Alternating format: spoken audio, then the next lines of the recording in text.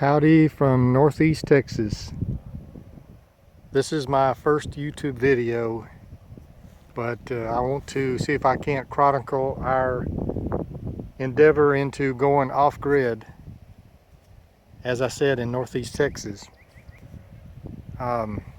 This first video is going to be the first in a series, and I don't know how many it'll end up being, but I just kind of want to introduce what we've done so far, and then I'll make some subsequent videos showing each task that we've gone through individually so far, and we have several more to go.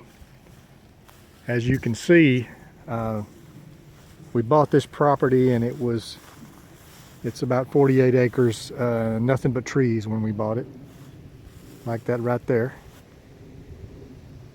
So the first thing we did was have about 5 acres cleared, and then we had a lake dug, and that was the last summer, almost a year ago now. It was the summer of 2015, and we've had tremendous amount of rain here in Northeast Texas, and this lake is about 2 acres, and it filled up by December of last year. We actually got approximately 80 inches of rain in calendar year 2015, and we've had over 40 inches since January 1st of this year, and it's just been amazing. There has been more water go out our spillway by far than what we've actually caught in this lake. So anyway, we've stocked it. I've put about 1,000 catfish in there, and we just had a pier finished recently, and I'm in the process of staining and protecting that, and I ran out, so that's one of those tasks that's got to be completed. And you can see we bought a little old pontoon there, and that's been a lot of fun. Anyway, moving on to the solar system. We bought a solar system, complete system, from bluepacificsolar.com, and it went extremely well. No complaints at all. Everything arrived, and that was about I'd say it was about September of last year, and but it was just so muddy that we couldn't hardly get to it. I think it was November before I started working on it, and it turned out to be a lot more than I was expecting, I think. But what we got there is 24 Trina solar, 260 watt panels. So that's I believe that's 6,240 watts.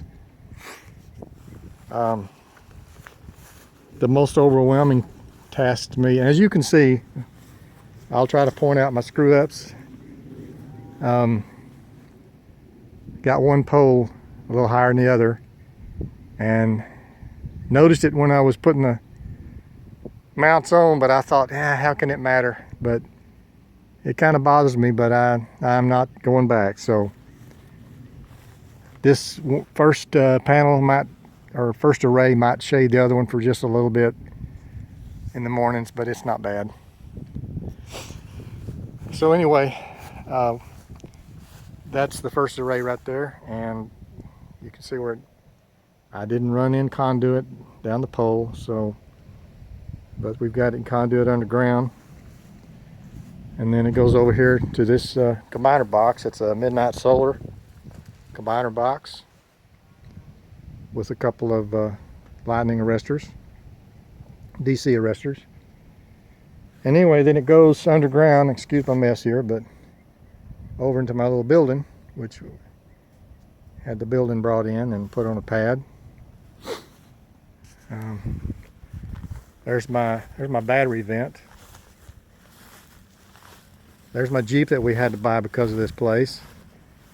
I had a 3/4 ton, or still do, Ford truck that I got stuck so bad it was 10 days getting out of here.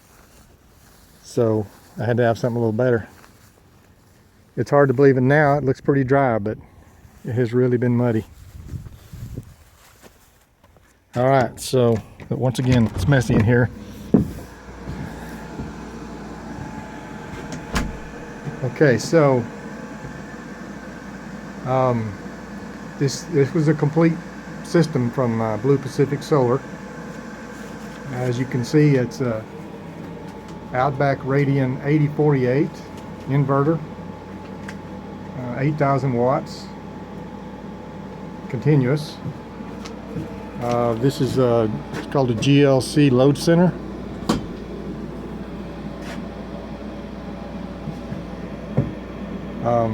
We are going to get a generator. It's coming up. It's just not here, not my plan just yet, because we haven't built our house yet. So that's also about to happen, and it'll be totally off-grid house. Anyways, you can see we got the 2 arrays coming in here on these breakers, and that's a ground fault. I'd have to look that up.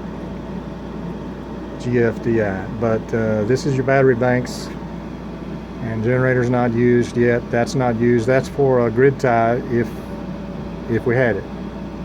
And this is a protector switch here. You can manual override a generator, but right now we're on AC out. We got 2 Outback FM80s charge controllers. You can see that we're getting 3.7, 1.14, yeah, and 1.02. And the reason for that's all we need right now, because all we got hooked up is an RV, and I've turned the air conditioner on before I came down here, and it just so it draws some power. But we're getting 2.2 kilowatts and the RV and a couple of air conditioners I got running, one in this building right here. I keep this building fairly cool. Anyway, this is a Mate 3. This is a pretty neat little deal where we can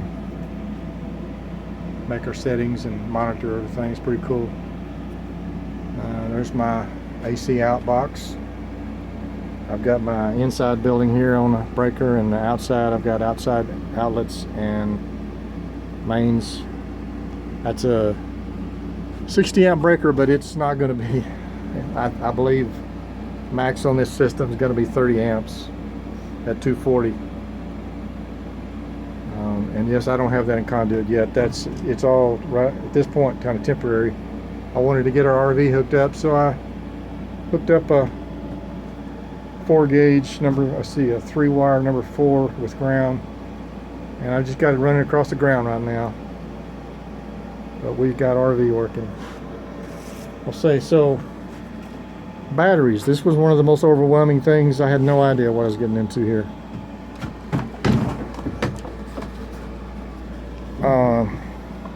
What I've done is bought 2 sets of forklift batteries, 24 volt. Each one is 24 volt, and so I got a 48 volt system here. This is the biggest set of 24 volt forklift batteries I could find. Right there is 1,500 amp hours of battery storage, and those are massive. Each one was about 2,000 pounds, and trying to get them in this building and moved over in this position was just unbelievable.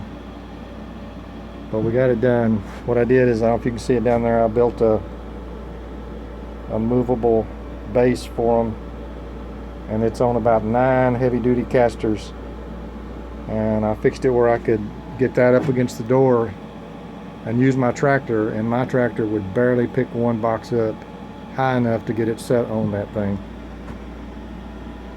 But that was quite an ordeal. But anyway, there's my fan, and it only turns when it's charging. Right now they're they're in float. So I believe that's in here. As I said, we're intending to build off-grid, and I think you can probably see that area of kind of clear dirt right there. That's going to be about a 2,400 square foot home, and we will chronicle every bit of that. At this time, we're planning on building a SIP house, and so that in itself will be something new for this area. So if you know anything about SIP panels, you might look them up. It's pretty interesting. But we're getting some bids right now. Up there is a couple of buildings we had put in, a machine shed there with a shop on the end, and then just a canopy for our RV. And right now, that's, like I say, we just got power going across the ground of that thing. So I believe that's going to be it for this first video. I'm just going to kind of get the thing started, and then I'll chronicle some of these, like the panels going up, the poles going up, batteries going in, and all that kind of stuff. We'll be making subsequent videos, and as our house is being built, I intend to capture every bit of that. So it's pretty exciting. We also have 20,000 gallons of water storage containers ordered. Should be here in the next couple of weeks. Going to be a pad built behind where the house is going to be, and we're going to catch rainwater. We got a guy coming Tuesday to put gutters on those two buildings, and then our house will have gutters, and we'll catch every bit of the rainwater. You'll notice metal roofs. Our house will be the same, so should work well. Anyway, I'm excited about it, and hope if you want to follow along, we intend to make some more, and appreciate you watching.